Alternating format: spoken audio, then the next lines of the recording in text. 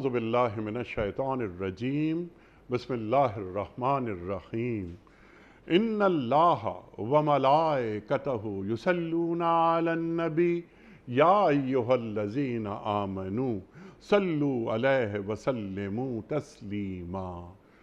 अल्लाहुम्मा सल्लि अला सय्यिदिना व नबिय्यिना व शफीअना व मौलाना मुहम्मद व अला आले मुहम्मद व बारिक व सल्लिम। मोहतरम ख़वातीन व हज़रात, अस्सलामु अलैकुम।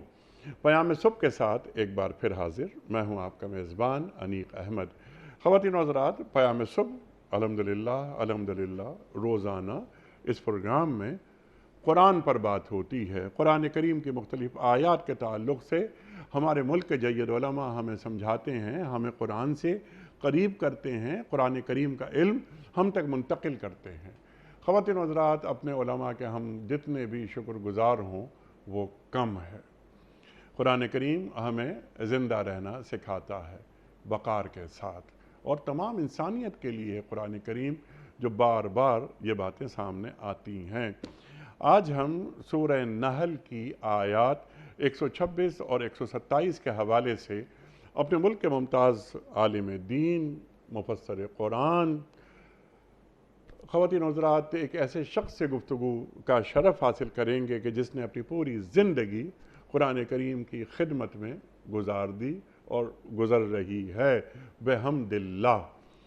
ख़वातीन व हज़रात, ये सूरह नहल की जो आयात हैं 126 और 127, ये क्या फरमा रही हैं? अल्लाह फरमाता है कि अगर तुम लोग बदला लो तो बस उसी कदर लो जिस कदर तुम पर ज़्यादती की गई हो, सज़ा जुर्म से ज़्यादा ना हो। ख़वातीन व हज़रात, लेकिन अल्लाह फरमाता है लेकिन अगर तुम सब्र करोगे तो यकीनन ये सब्र करने वालों ही के हक़ में बेहतर है।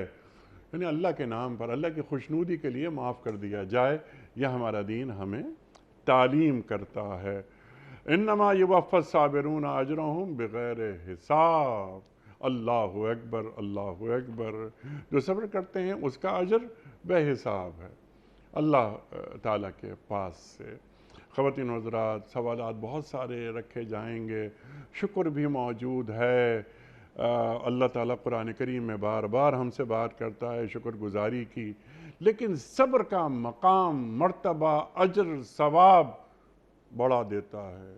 बल्कि सबसे ज़्यादा सब्र का अजर अल्लाह ताला कुरान करीम में बयान फरमाता है।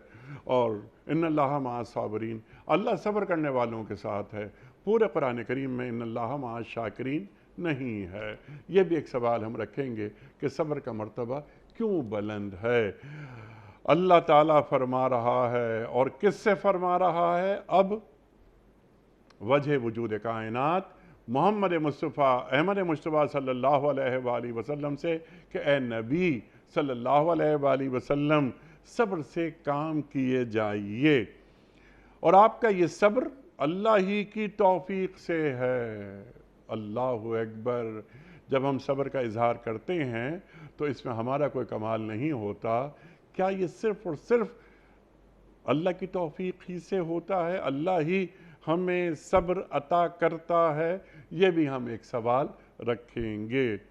और अल्लाह फरमा रहा है अपने प्यारे रसूल सल्लल्लाहु अलैहि वसल्लम से कि ये जो कुफ़ार हैं, ये मुशरिकीन हैं, इन लोगों की हरकतों पर रंज ना कीजिए और ना इनकी चालबाजियों पर दिल को तंग कीजिए। अल्लाहु अकबर। सब्र और सब्र जमील, दिल में अफसोस भी ना हो, सिर्फ ये सब्र, अय अल्लाह तुझे राज़ी करने के लिए मैं कर रहा हूँ। जब ये जज्बात आदमी के अंदर होते हैं तो उसे मालूम होता है कि वो एक भरपूर और मजबूत शख्सियत का हामिल हो गया है। सीखेंगे मोहतरम डॉक्टर हबीबुर रहमान आसिम साहब से, जो तशरीफ़ रखते हैं इस्लामाबाद में। डॉक्टर साहब, बड़ा शुक्रगुज़ार, बड़ा ममनून। डॉक्टर साहब, जब भी आप तशरीफ़ लाते हैं हमेशा हम आपसे सीखते हैं। डॉक्टर साहब पढ़ाते हैं मुख्तलिफ़ जामियात में, और अरबी अदब, कुरान करीम यानी तफसीर कुरान, हदीस, यह आपके बुनियादी मौज़ूआत हैं। डॉक्टर साहब आपका खुश आमदीद कहते हुए प्रोग्राम का आगाज़ अल्लाह ताला के बाबरकत नाम से سورہ نحل اور آیات 126 اور 127۔ اعوذ باللہ من الشیطان الرجیم، بسم اللہ الرحمن الرحیم۔ وَإِنْ عَاقَبْتُمْ فَعَاقِبُوا بِمِثْلِ مَا عُوقِبْتُمْ بِهِ وَلَئِنْ صَبَرْتُمْ لَهُوَ خَيْرٌ لِلصَّابِرِينَ۔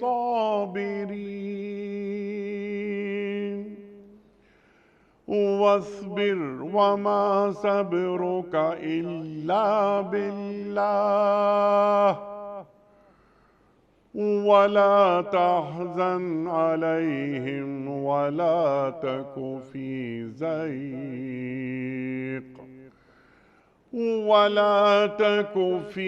ضَيْقٍ مِّمَّا يَمْكُرُونَ۔ صدق اللہ العظیم۔ اگر تم لوگ بدلہ لو تو بس اسی قدر لے لو جس قدر تم پر زیادتی کی گئی ہو، لیکن اگر تم صبر کرو تو یقیناً یہ صبر کرنے والوں ہی کے حق میں بہتر ہے۔ اے نبی صلی اللہ علیہ وآلہ وسلم، صبر سے کام کیے جائیے، اور آپ کا یہ صبر اللہ ہی کی توفیق سے ہے۔ ان لوگوں کی حرکتوں پر رنج نہ کیجیے اور نہ ان کی چال بازیوں پر دل تنگ کیجیے۔ اللہ اکبر۔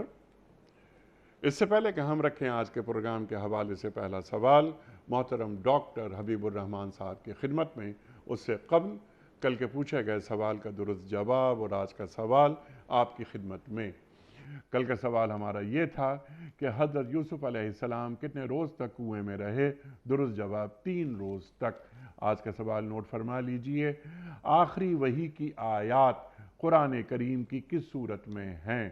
سورہ بقرہ میں، سورہ مدثر میں یا سورہ کوثر میں؟ جو درست جواب آپ سمجھتے ہوں روانہ فرمائیے۔ ہمارے فون نمبرز ہیں 0092234527009۔ ہمارا دوسرا فون نمبر ہے 0092214300980۔ ہمارا ای میل ایڈریس ps@dunyatv.tv، ہمارا SMS کا نمبر 3031، اور ہمارا واٹس ایپ کا نمبر ہے 009232182500194۔ ڈاکٹر صاحب ارشاد فرمائیے، بدلہ، انتقام، اس حوالے سے ہمارا دین کیا تعلیم کرتا ہے؟ ارشاد۔ بسم اللہ الرحمن الرحیم۔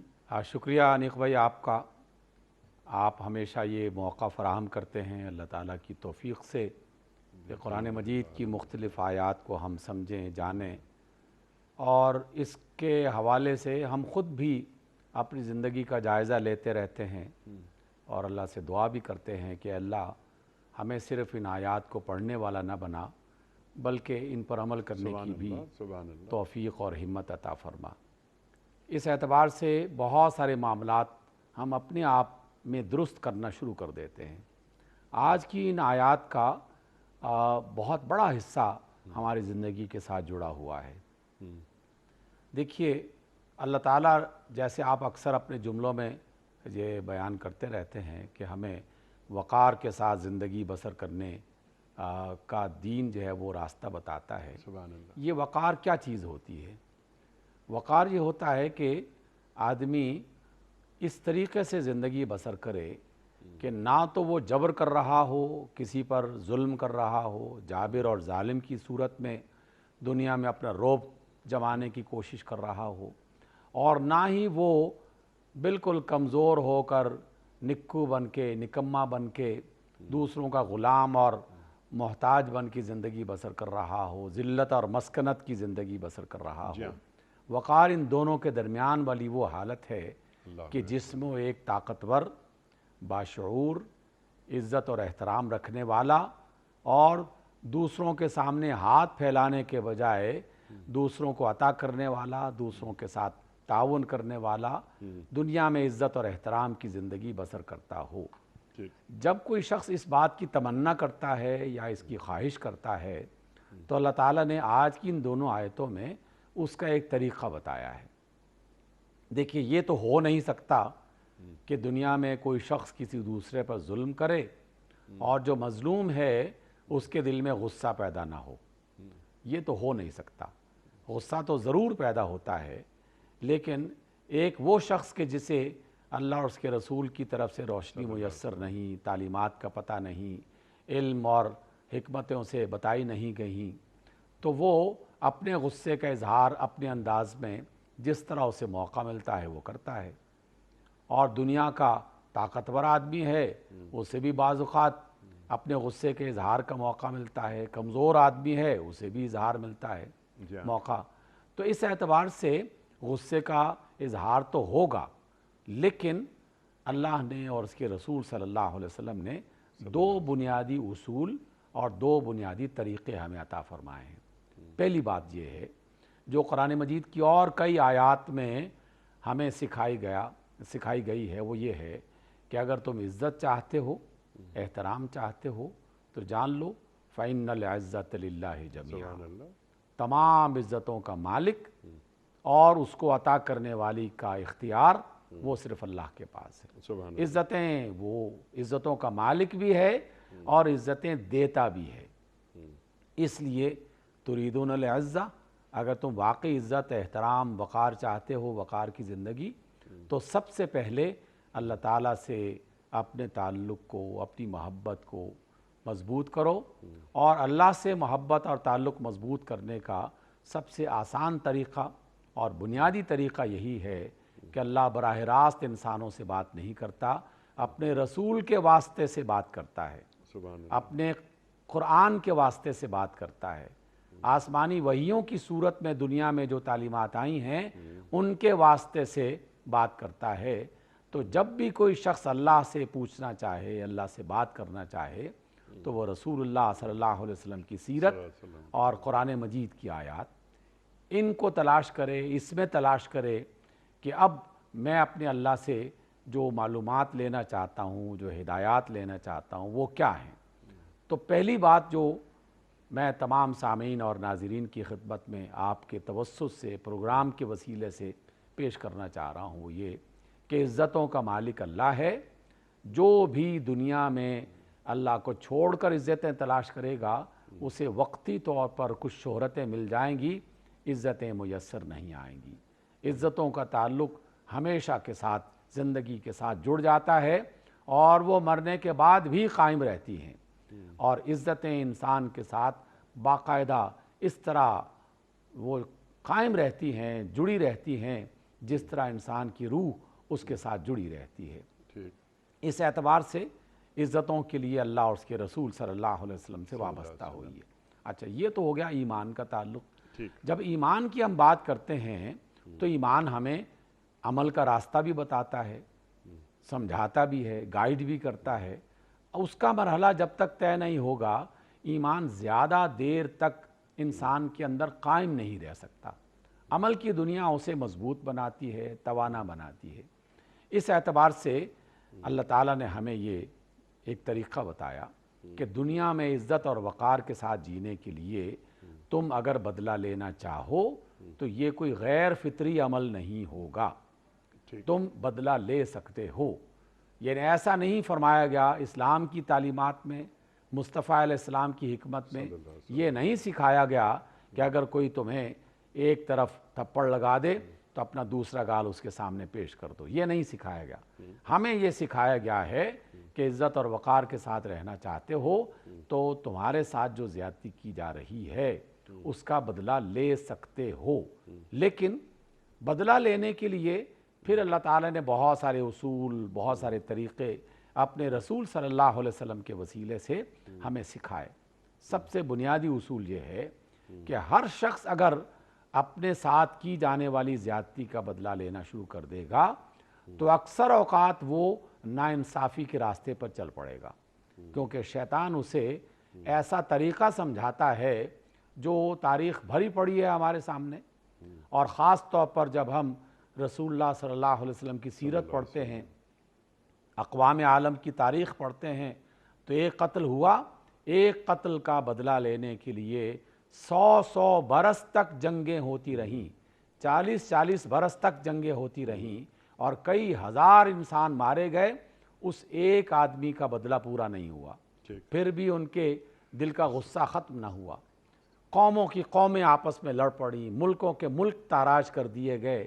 اس لیے جب کوئی شخص اپنی ذاتی اعتبار سے اپنے ساتھ کی جانے والی زیادتی، یا بعض اوقات زیادتی نہ بھی ہو تو محض اس گھمنڈ میں کہ میرے پاس بڑی طاقت ہے، میرے پاس اختیار ہے، میرے پاس لشکر ہے، تو میں تو سب کی ایسی تیسی کر سکتا ہوں، تو فرعون اور نمرود کے لشکر اور ان کی کارروائیاں اور بالآخر ان کے انجام قرآن مجید میں بیان کر دیے گئے ہیں، تورات اور انجیل میں اس کا تذکرہ آ چکا ہے۔ تو اس لیے دو باتیں قابل ذکر پیش کی جا رہی ہیں۔ پہلی بات کہ اللہ سے جو وابستہ انسان ہے اس کے ذہن میں ہر وقت یہی خیال آتا رہتا ہے کہ میں اگر اس زیادتی کا بدلہ نہ بھی لوں تو میرا رب مجھے یقیناً زیادہ عزتیں عطا کرے گا۔ زیادہ عزتیں عطا کرنے کے لیے اللہ تعالیٰ کئی راستے اختیار کرتا ہے، جن میں سے بعض کو ہم جانتے ہیں، بعض کو ہم نہیں بھی جانتے۔ ایک راستہ اللہ تعالیٰ کا یہ بھی ہوتا ہے کہ انسان جس نے زیادتی کی ہے اللہ تعالیٰ اس سے بدلہ لے لیتا ہے، اور کئی بار انسانی دنیا میں ایسا ہوا۔ کئی بار ایسا ہوتا ہے کہ دنیا میں اس کا بدلہ نہیں لیا گیا، لیکن اللہ تعالیٰ نے یہ جو مظلوم آدمی ہے اس کے اجر میں، اس کی جنتوں میں، اس کے لیے مغفرتوں اور رحمتوں میں اس قدر اضافہ کر دیا، اور اس سے کہا کہ بس انتظار کرو، یہ چند سال کی زندگی، چند مہینوں کی زندگی، یہ گزر جانے کے بعد دیکھو گے کہ میں نے تمہارے لیے کتنا انعام بنا رکھا ہے۔ تو صبر کا نتیجہ وہاں پر اسے دکھائی دیتا ہے۔ انیک بھائی، یقیناً آپ کی زندگی میں بھی ایسے تجربے ہوئے ہوں گے، میں نے خود بھی اپنی زندگی میں کچھ ایسے موقع دیکھے کہ اس وقت آپ نے صبر کیا اور پریشانی ہوئی، دل تنگ ہوا، درد اور دکھ محسوس ہوا، لیکن تھوڑے ہی عرصے کے بعد محسوس ہوا کہ اللہ تعالیٰ نے تو اپنے ذمے اس قرض کو رہنے نہیں دیا۔ سبحان اللہ۔ ایسے ایسے موقع ملنا شروع ہو گئے کہ دولت میں بھی اضافہ ہوا، عزت اور احترام میں بھی اضافہ ہوا، نام و شہرت میں بھی اضافہ ہو گیا۔ تو پھر آدمی غور کرتا ہے تو پتہ چلتا ہے کہ یار اگر اس وقت صبر نہ کیا ہوتا تو شاید اس نعمت سے میں محروم رہتا۔ اس لیے فوری طور پر بدلہ لیا جا سکتا ہے، لیکن اس بدلے کے لیے باقاعدہ ادارے، نظام، قوانین، ضابطے، پنچایت، افراد، یہ سب مل کر اگر اس کو ایک منظم طریقے سے آگے بڑھائیں گے تو پھر یقیناً جو زیادتیاں ہیں ان کا سد باب بھی ہو سکتا ہے، اور جو مظلوم ہیں ان کے لیے کوئی نہ کوئی مداوا بھی ہو سکتا ہے۔ سبحان اللہ۔ اس لیے یہ دو طریقے بتائے گئے ہیں، صبر کرو اللہ کے لیے، اور دوسرا یہ ہے کہ بدلہ لینا چاہو تو اتنا ہی بدلہ لو عدم جتنی توازن تم نہ پر ہو، زیادتی کی گئی۔ ایسا نہ ہو کہ سزا جرم کے مقابلے میں بہت بڑی ہو جائے۔ اچھا، اس میں فیصلہ آپ خود کریں گے، اور اس فیصلے کو کرتے ہوئے کوئی ظلم نہیں کیا جائے گا، لیکن بہتر یہی ہے کہ معاف کر دیا جائے، اور خوشنودی رب کی خاطر معاف کر دیا جائے، انتقام کی بجائے احسان سے کام لیا جائے۔ اچھا ڈاکٹر صاحب، ذرا اس کو اور واضح کر دیتے ہیں، یعنی آپ فرما دیجئے کہ اللہ تعالیٰ فرما رہا ہے کہ اگر تم صبر کرو گے تو یہ صبر کرنے والے کے ہی حق میں بہتر ہے۔ تو صبر کرنا ایک آدمی کے، ایک انسان کے، بندے مومن کے حق میں کیسے ہوتا ہے؟ کیا اس کا اپنی ذات پہ اعتماد بڑھ جاتا ہے کہ اے اللہ تو نے مجھے یہ توفیق دی، اور یہ توفیق بھی من جانب اللہ ہے، تو اگر مجھے توفیق نہیں دیتا تو میں اس کا اہل تھا ہی نہیں۔ تو اپنی ذات پر اعتماد پیدا کرنے کے لیے آدمی صبر کو یا اس وصف کو اپنی ذات کا حصہ بنا لے۔ جی انیک بھائی، بالکل ایسا ہی ہے، لیکن اپنی ذات کا حصہ بنانے کے لیے بڑی محنت درکار ہوتی ہے، ٹھیک ہے، کیونکہ برداشت کا جذبہ انسان جو ہے وہی اس کے اندر پیدا ہوتا ہے جو مسلسل اس کی مشق کرتا رہے، اور صرف مشق کافی نہیں ہے بلکہ اس کے ساتھ جو ابھی آپ نے بھی ارشاد فرمایا اس صورت میں بھی اس کا ذکر ہے کہ جو اللہ کے لیے صبر کرتا ہے تو وہ اللہ تعالیٰ سے مدد بھی طلب کرتا ہے۔ انسان کی اپنی جو اس کے اندر طبیعت میں مزاج میں اللہ تعالیٰ نے جو نعمت رکھی ہے، یہ تو خاص اللہ کا کرم ہوتا ہے۔ رسول اللہ صلی اللہ علیہ وسلم کے بارے میں ارشاد فرمایا اللہ تعالیٰ نے کہ ہم نے آپ کو جو ہے وہ بہت ہی صبر کرنے والا اور نرم دل پیدا کیا ہے۔ رسول اللہ صلی اللہ علیہ وسلم فرماتے ہیں کہ جسے اللہ تعالیٰ دل کی نرمی عطا کر دے، برداشت کی قوت عطا فرما دے، تو یہ اللہ تعالیٰ کی بڑی نعمتوں میں سے ایک نعمت ہے۔ ایک کرم تو اس کی طرف سے ہوتا ہے، لیکن اس کے ساتھ شیطان چونکہ انسان کے ساتھ جڑا ہوا ہے تو فوری مدد کی بھی ضرورت پیش آتی رہتی ہے۔ تو اس وقت یہ 2-4 عمل لازماً دہرائے جانے چاہیے، کیے جانے چاہیے، جو آپ نے بھی کئی بار بتائے اللہ کے رسول کی ان تعلیمات کو، کہ اس سے سب سے پہلے تو لا حول پڑھنی چاہیے، اعوذ باللہ پڑھنی چاہیے، اور اس کی مختلف حالتوں میں علاج کرنے کے اور طریقے، پانی پی لیا جائے، وضو کر لیا جائے، کھڑا ہوا ہے غصہ آ رہا ہے تو بیٹھ جایا جائے، وقت ہے تو اس مجلس سے ہٹ جایا جائے۔ تو یہ تمام جو طریقے جو ماہرین نفسیات بھی بتاتے ہیں، لیکن جس نے نفسیات کو تخلیق کیا ہے اس رسول کے ذریعے سے، اللہ نے اس رسول کے ذریعے سے ہمیں یہ پہلے ہی بتا دیے ہیں۔ یہ سب نفسیاتی اسلوب ہیں، اسالیب ہیں، جس کی وجہ سے کھڑا ہوا بیٹھ جائے گا تو غصہ کم ہو جائے گا، پانی پی لیا جائے گا غصہ کم ہو جائے گا، وضو کر لیا جائے گا غصہ کم ہو جائے گا، مجلس سے جہاں پر یہ گرما گرمی ہو رہی ہے وہاں سے اٹھ کے چلے جاؤ تو غصہ کم ہو جائے گا۔ اس کے ساتھ ساتھ اللہ تعالیٰ سے مدد طلب کرنے کے لیے آیت الکرسی کا ورد، اعوذ باللہ پڑھنا، لا حول ولا قوت الا پڑھنا، اور اپنے دل میں مسلسل اپنے آپ کو سمجھاتے رہنا کہ ہمارے آقا اور اللہ کے رسول نے کتنی مرتبہ ہمیں یہ تعلیم دی ہے۔ سیدنا علی علیہ السلام کے کتنے ہی ایسے واقعات ہیں جس میں قاتلوں کو محروم جو ہے وہ معاف کر دیا گیا، ظالموں کو معاف کر دیا گیا، اور بہت سارے موقع ان واقعات کو تازہ کرنا شروع کر دیا جائے تو انسان کے اندر قوت برداشت میں اضافہ ہو جاتا ہے، اللہ کی طرف سے مدد پر یقین بڑھ جاتا ہے، اور پھر وہ ایک بااعتماد انسان، کچھ وقت کے لیے پریشانی ہوگی لازماً، یہ بھی فطرت کا تقاضا ہے، تبھی تو اس آیت میں یہ بات بھی ارشاد فرما دی، اور کئی مقامات پر اللہ تعالیٰ نے اس کا ذکر کیا ہے۔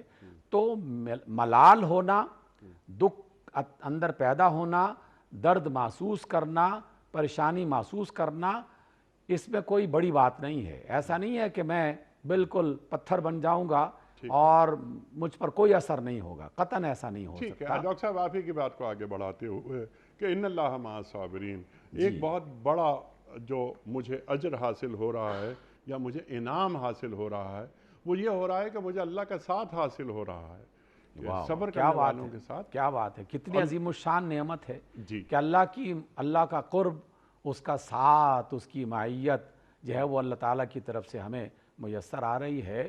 اتنا بڑا سہارا ساتھ چلنا شروع ہو جائے تو پھر انسان کمزور کہاں پڑ سکتا ہے، پھر وہ ہر تکلیف کو برداشت کر لے گا، صرف اس بنیاد پر کہ اس کا رب اس سے راضی ہو رہا ہے اور وہ اس کے صبر کو ضائع نہیں کرے گا بلکہ اس کا اجر لازماً عطا کرے گا۔ یہ بہت بڑی نعمت ہے۔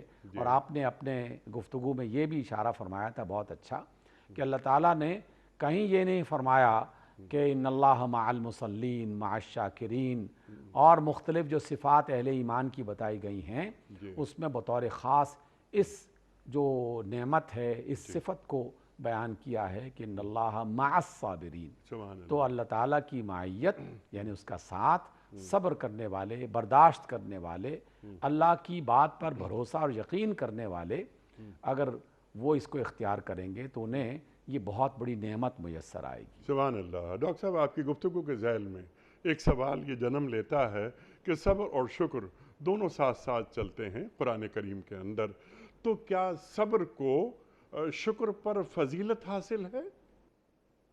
میں اگر اس پر جو قرآن مجید کی آیات اور آقا رحمت علیہ السلام کی سنتیں ہیں اور اللہ کے نیک بندوں کے جو مختلف ہمیں نصیحتیں ملتی ہیں، ان سب کو پیش نظر رکھتے ہوئے جو اس وقت ذہن میں بات آتی ہے وہ یہ ہے کہ صبر ایک مرحلہ ہے، ایک قدم ہے، ایک زینہ ہے۔ جب آدمی اس کو اختیار کر لیتا ہے اور اس میں کامیاب ہو جاتا ہے تو اگلا قدم اس سے زیادہ بڑا، اس سے زیادہ بہتر وہ شکر کا ہو جاتا ہے۔ اس لیے صبر اس کی بنیاد ہے اور شکر اس پر ایک ایسی عمارت قائم کی جاتی ہے جہاں اللہ تعالیٰ کی طرف سے رحمتیں، اللہ تعالیٰ کی طرف سے حسن و جمال، زینت اور بہت ساری چیزیں اس کا حصہ بننا شروع ہو جاتی ہیں۔ اس لیے شکر جو ہے وہ اللہ تعالیٰ کی بڑی عبادتوں میں سے ایک عبادت ہے، لیکن صبر کا قدم اٹھائے بغیر انسان شکر کا حق ادا نہیں کر سکتا۔ اب صبر کا قدم اٹھائے بغیر انسان شکر کا حق ادا نہیں کر سکتا۔ سبحان اللہ، سبحان اللہ۔ لیکن ڈاکٹر صاحب آپ سے سیکھنے کے لیے بس ایک چھوٹا سا سوال، کیا یہ صبر شکر ہی کی ایک شکل نہیں ہے؟ بالکل اسی کا حصہ ہے۔ ہم بعض اوقات چیزوں کو الگ الگ کرنے کی کوشش کر رہے ہوتے ہیں، لیکن پورے طریقے سے نہ وہ ہو سکتی ہیں اور نہ ہی ہم اسے کامیاب کر سکتے ہیں۔ انسانی جسم میں دوڑتا ہوا خون وہ صرف گردے کا حصہ نہیں ہے، پھیپھڑے کا حصہ نہیں ہے، رگ و ریشے کا حصہ نہیں ہے، وہ سر کے بالوں سے لے کر پاؤں کے ناخن تک ہر عضو کا حصہ ہے۔ تو خون کو کہاں کہاں مختلف جزیروں میں بند کرو گے؟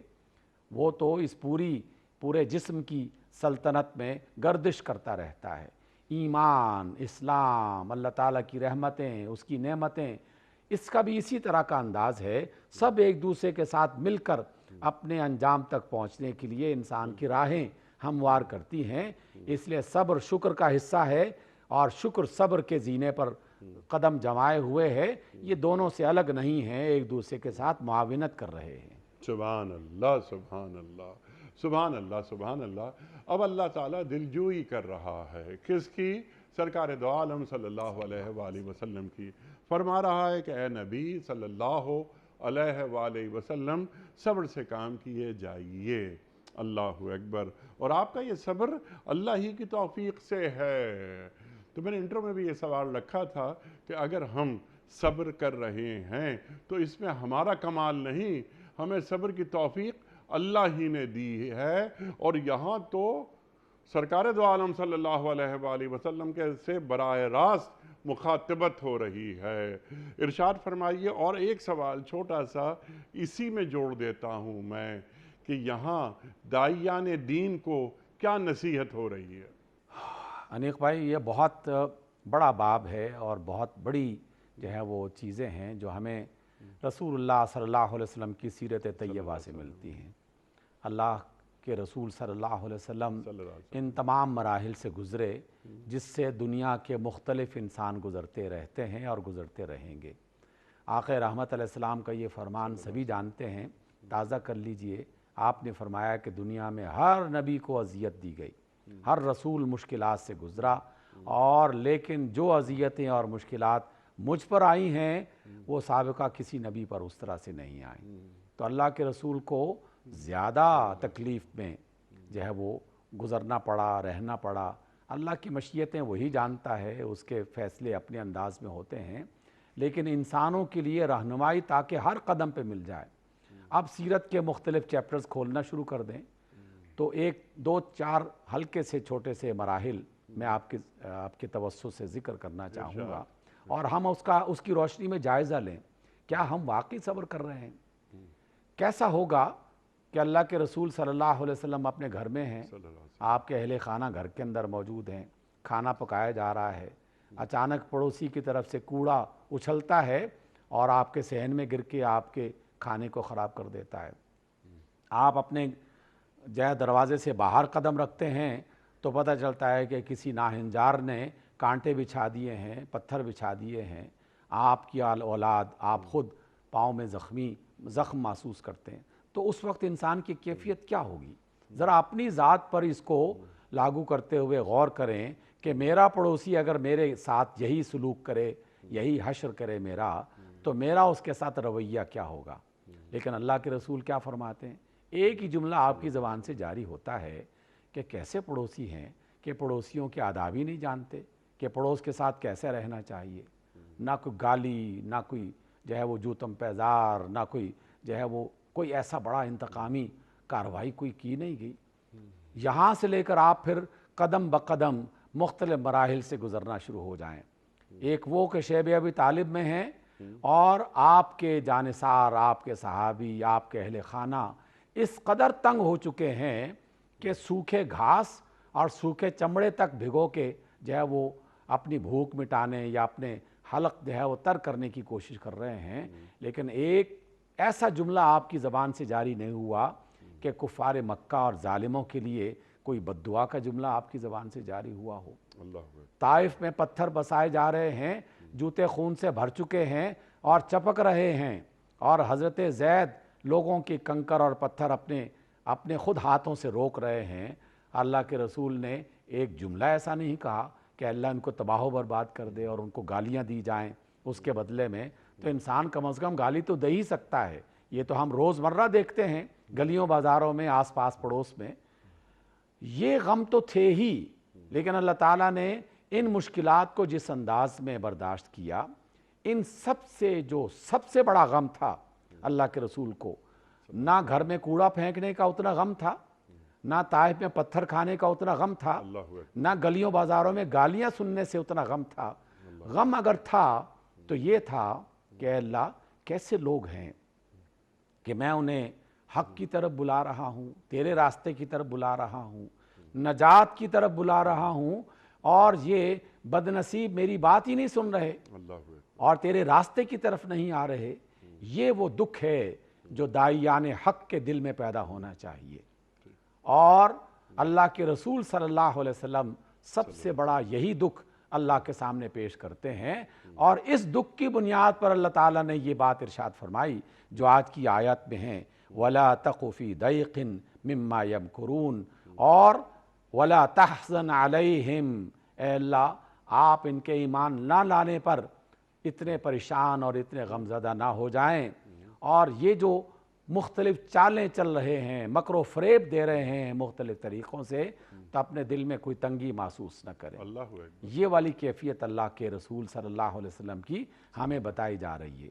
इसलिए बताई जा रही है कि दुनिया की ज़िंदगी में ये मरहले आ सकते हैं, आम आदमी पर भी, और ख़ास तौर पर हर वो शख्स जो दीन की बात करना चाहता है, दीन के रास्ते पर चलना चाहता है, या उस दीन पर लोगों को बुलाना चाहता है, उसे इन चीज़ों के लिए तैयार रहना चाहिए।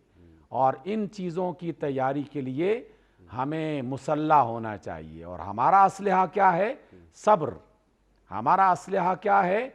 लोगों की तकलीफ़ों पर दिल बर्दाश्ता होकर गालम गलोच पे ना उतरा जाए, इल्ज़ामात जो है लगाने पर ना उतरा जाए, उनकी जान माल और इज़्ज़त को नुकसान पहुँचाने का रास्ता इख्तियार नहीं किया जाए, बल्कि कहीं सब्र, कहीं अल्लाह ताला से उनकी हिदायत की दुआ, और कहीं अदालतों का रुख करते हुए किसी ज़्यादती का बदला लेने का रास्ता इख्तियार किया जाए, ताकि जो जालिम हैं वो ये ना समझना शुरू कर दें कि दुनिया में हमें कोई पूछ नहीं सकता या कोई रास्ते में रुकावट नहीं है। ये सारे अमल इख्तियार करेंगे तो तब कहीं जाकर अल्लाह ताला की रज़ा और उसकी जन्नतें मिल सकती हैं। ऐसा नहीं है कि बस ला इलाहा इल्लल्लाह पढ़ लिया तो अब हम जन्नतों में चले जाएंगे और कोई इन चीज़ों के वास्ते से हमें पूछगछ नहीं होगी या किसी तंग घाटियों से हमें गुजरना नहीं पड़ेगा। लोग आसान समझते हैं मुसलमान होना, ये कदम कदम पर शहादत देने, कदम रखना है जी। लोग आसान समझते हैं मुसलमान होना। डॉक्टर साहब इसको कंक्लूड कर दीजिए अगली दो आयत को, फिर हम टू डूज के हवाले से बात करवाएंगे आपसे। अल्लाह फरमा रहा है अपने रसूल सल्लल्लाहु अलैहि वसल्लम से कि इनकी हरकतों पर आप रंज ना कीजिए। तो एक दाई दीन जो उम्मती है सरकार दो आलम सल्लल्लाहु अलैहि वसल्लम का, उसे गमगीन होने की ज़रूरत नहीं। अल्लाह के रसूल सल्लल्लाहु अलैहि वसल्लम को नहीं छोड़ा इन लोगों ने। और जैसा आपने फरमाया कि अल्लाह के रसूल फरमा रहे हैं सल्लल्लाहु अलैहि वसल्लम कि हर नबी को तकलीफ़ दी गई, लेकिन जितनी तकालीफ मुझे दी गई उतनी किसी नबी को नहीं दी गई। अल्लाहु अकबर। अच्छा, और इनकी चालबाजियों पर दिल तंग ना कीजिए, इसको भी ज़रा खोल दीजिए। और कुरान करीम की एक आयत वो भी जहन में आ रही है कि अल्लाह का बाक़ी नफ्स का اللہ یکونوا مومنین، اگر یہ مسلمان نہیں ہوتے، ایمان نہیں لاتے، تو کیا آپ اپنی جان گنوا دیں گے؟ اللہ اکبر۔ تو اپنا کام کرتے رہنا ہے اور ان کے لیے دعائیں مانگتے رہنا ہے۔ اللہ اکبر، اللہ اکبر۔ یہ اللہ تعالیٰ کی مدد کے بغیر کوئی انسان نہیں کر سکتا، اور اسی وجہ سے قرآن مجید کی ان آیات پر غور کرتے ہوئے رسول اللہ صلی اللہ علیہ وسلم کی سیرت کا مطالعہ کرتے رہنا چاہیے اور انہیں بیان کرتا رہنا چاہیے۔ مجھے اچھی طرح یاد ہے، تحدیث نعمت کے طور پر میں آپ کے اس پروگرام کے توسط سے بیان کرنا چاہتا ہوں۔ میں بہت ہی چھوٹا سا تھا، والد صاحب ہم لوگ سندھ میں رہا کرتے تھے، ایک گاؤں میں لوگوں کو تعلیم دینے کے لیے، اللہ کی ان آیات کو سکھانے کے لیے کوئی پروگرام طے ہوا۔ میں سائیکل پہ والد صاحب کے ساتھ بیٹھ کے وہاں گیا، مجھے اچھی طرح یاد ہے، اور کئی منظر اور بھی ہیں، لیکن صرف ایک یہ والی بات بیان کر کے ہم اپنے اس موضوع کو جو ہے وہ اختیار کرتے ہیں سمیٹنے کے لیے۔ وہاں پہنچے، بڑا اچھا استقبال ہوا، لیکن نہ جانے کسی کی طرف سے کچھ غلط فہمیاں پیدا کر دی گئیں کہ یہ شخص تو فلاں ہے، یہ تو فلاں کی طرف سے آیا ہے۔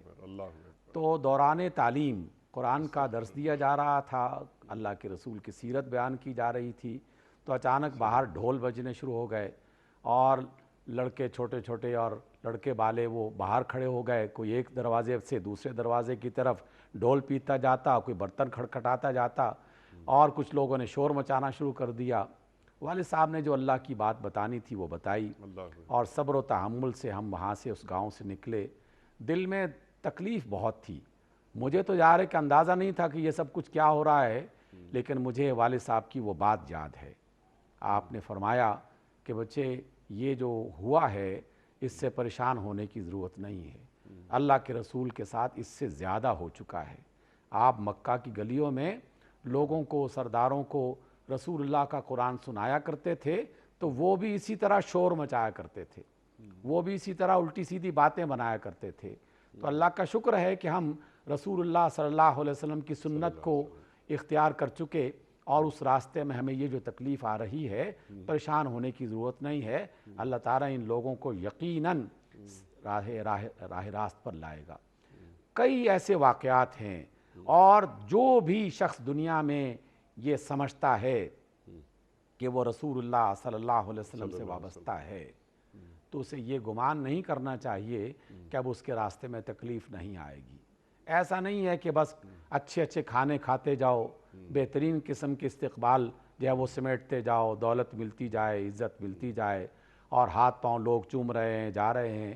یہ ساری اللہ تعالیٰ کی طرف سے نعمتیں میسر آتی ہیں، یقیناً رسول اللہ کو بھی یہ عطا کیا گیا، لیکن اسی راستے میں یہ والی گھاٹیاں اور یہ والے راستے ضرور آتے ہیں۔ تو اس لیے جیسے ہم نے ذکر بھی کیا کہ رسول اللہ صلی اللہ علیہ وسلم کو نہ ان کے پتھروں سے پریشانی تھی زیادہ، اور نہ ان کی دیگر جو حرکتیں وہ کر رہے تھے ان سے دکھ ہوتا تھا، لیکن جو دین قبول نہیں کر رہے تھے، اللہ کا راستہ اختیار نہیں کر رہے تھے، اس کا دکھ جو ہے وہ اللہ تعالیٰ کے رسول نے سب سے زیادہ محسوس کیا۔ اور پھر کیا کیا اللہ تعالیٰ کے رسول نے؟ سنت کیا بتاتی ہے، طریقہ رسول کیا بتاتا ہے کہ آپ دن کے وقت ان کو اللہ کی تعلیم دیتے رہے، دیتے رہے، دیتے رہے، اور رات کی تنہائیوں میں ان کے لیے دعا کرتے رہے، مسلسل دعا کرتے رہے کہ اے اللہ ان کو سیدھے راستے پر چلا دے۔ اے اللہ، طائف والے سمجھ نہیں رہے، نادان ہیں، پتہ نہیں ہے کہ میں کون ہوں، اور مجھے کتنا بڑا پیغام دیا گیا ہے، کتنی بڑی نعمت سے مجھے اور ان کو نوازنا چاہتا ہے، لیکن نادان لوگ ہیں، اے اللہ ان کو ہدایت کر دے۔ اور دنیا والوں نے دیکھا کہ طائف کے وہی لوگ جو پتھر برسا رہے تھے، وہ رسول اللہ صلی اللہ علیہ وسلم کی خدمت میں خود پیش ہوئے۔ عبد یالیل ایک وفد لے کر غزوہ تبوک کے بعد رسول اللہ صلی اللہ علیہ وسلم کی خدمت میں خود حاضر ہوا، اور ان سے نہ صرف معافی طلب کی بلکہ دین کو قبول کرنے کے لیے مختلف روشنیاں، تعلیمات حاصل کی، اور کچھ ہی دنوں کے بعد پورا طائف دین اسلام میں داخل ہو جاتا ہے۔ اور یہ ہے اس صبر کا اجر، یہ صبر کا اجر ہے، یعنی اس داعی حق کو تو جو اجر ملنے ہیں وہ تو ملنے ہی ملنے ہیں، سبحان اللہ۔ لیکن ان کے صبر کا جو ثمرات ہیں اس کے، وہ ان لوگوں کو بھی مل رہے ہیں کہ جنہوں نے تکلیفیں پہنچائیں، بعد میں توبہ کر لی اور سیدھے راستے پر چلنا شروع ہو سبحان گئے۔ اللہ. تو ڈاکٹر صاحب یہ ضبط کو ضابطہ ہو جانا چاہیے. کیا خوبصورت جملہ ہے، اللہ ضبط کو اکبر. ضابطہ بنا لیا جائے جی. تو انسان جو ہے وہ مستقل طور پر پوری زندگی میں اس پر عمل کرتا رہتا ہے، اور اس عمل ضابطہ کو بنتا اللہ ہی سے تب ہے۔ منسوب کر دیا جائے کہ اے اللہ تیری خوشنودی کے لیے میں صبر کر رہا ہوں اور میں تیری معیت حاصل کر رہا ہوں، ان اللہ مع الصابرین، اور اس کا اجر، اس کا ثواب تو مجھے بڑا چڑھا کر دے گا. اور جیسا آپ نے فرمایا کہ زندگی میں تجربات ہوتے ہیں کہ صبر کیا اور سرخرو ہوئے اور اللہ تعالیٰ کے انعامات کے مستحق ہو گئے. ڈاکٹر صاحب پروگرام کا وقت یہاں مکمل ہو رہا ہے. اب ہم یہ جو گفتگو کر رہے ہیں، سبحان اللہ، قرآن کریم کے حوالے سے باتیں ہو رہی ہیں. قرآن کریم قدم قدم پر ہمیں وقار کے ساتھ جینا سکھاتا ہے. ہم اپنی نسلوں میں کیا یہ اقدار منتقل کر رہے ہیں؟ لقمان، حضرت لقمان بچے کو، بیٹے کو بتا رہے ہیں، تو اس میں ایک جملہ آپ یہ بھی فرماتے ہیں کہ وَاصْبِرْ عَلَىٰ مَا أَصَابَكَ. ڈاکٹر صاحب جی بالکل. کیا ہم اپنی اولاد کی تربیت صبر کے حوالے سے کر رہے ہیں؟ انیق بھائی دیکھیے، آپ نے ایک بہت بڑی شخصیت کا نام لیا، سیدنا لقمان. نبی نہیں تھے، رسول نہیں تھے، لیکن اللہ تعالیٰ نے حکمت سے نوازا تھا.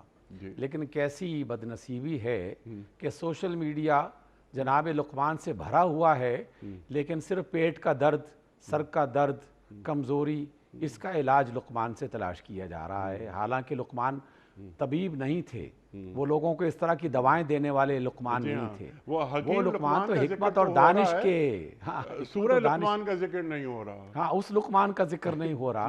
اور یہ والا لقمان جو پتہ نہیں کہیں تھا کہ نہیں تھا، لیکن جس لقمان نے اپنے بیٹے کو یہ نصیحت کی کہ اللہ کے ساتھ کسی کو شریک نہ بناؤ، یہ تعلیم کون سا باپ اپنے بچوں کو دے رہا ہے؟ لقمان کا حوالہ ہو اور یہ تعلیم نہ ہو تو لقمان کا حوالہ بیکار چلا گیا.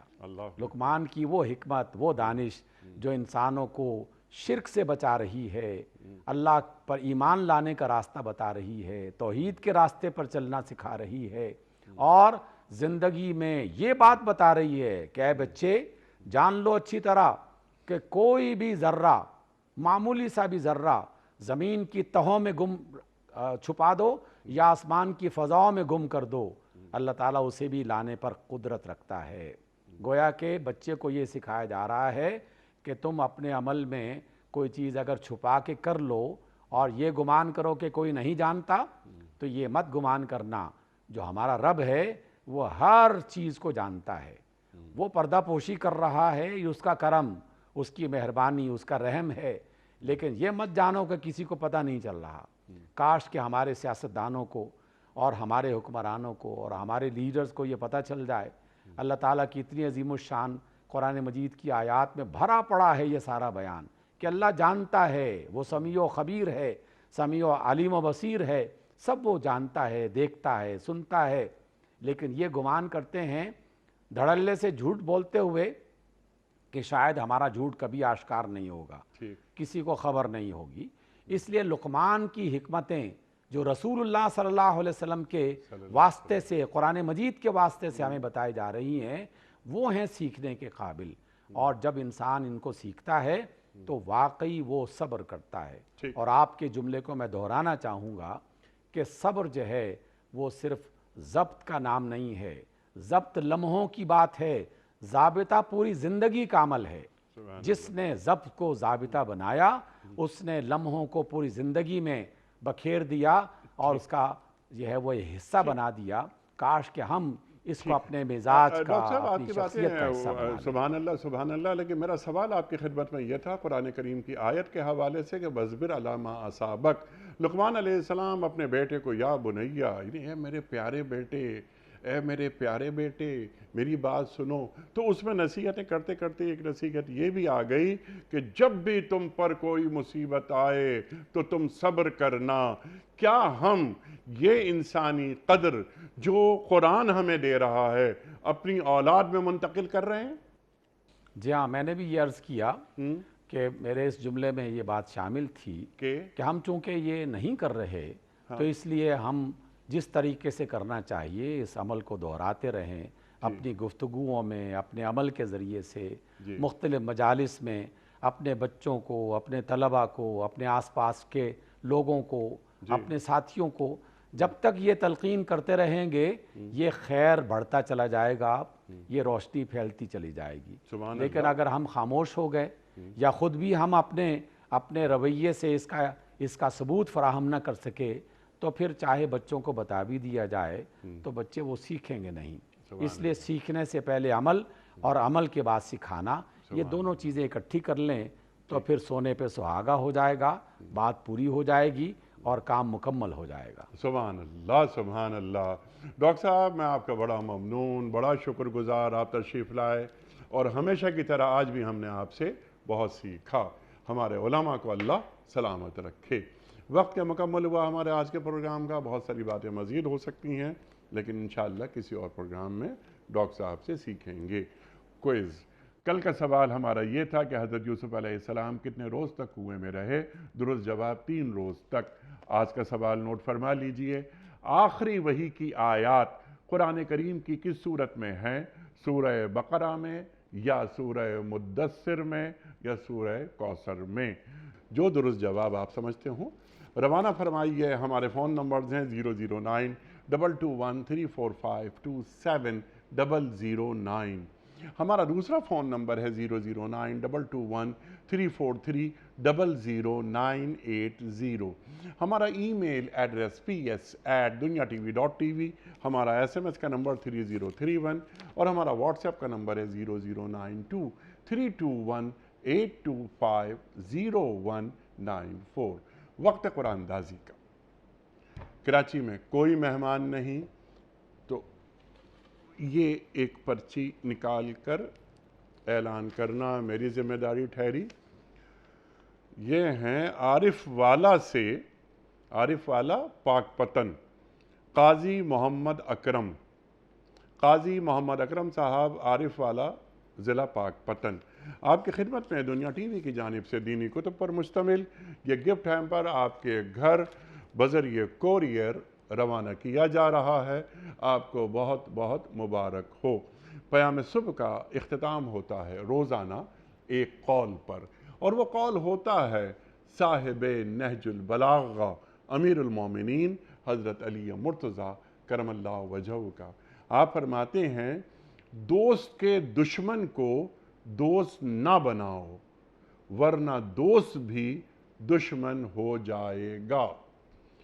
دوست کے دشمن کو دوست نہ بناؤ ورنہ دوست بھی دشمن ہو جائے گا۔ سبحان اللہ سبحان اللہ۔ اپنے میزبان انیق احمد کو کل تک کے لیے اجازت دیجیے۔ خدا حافظ۔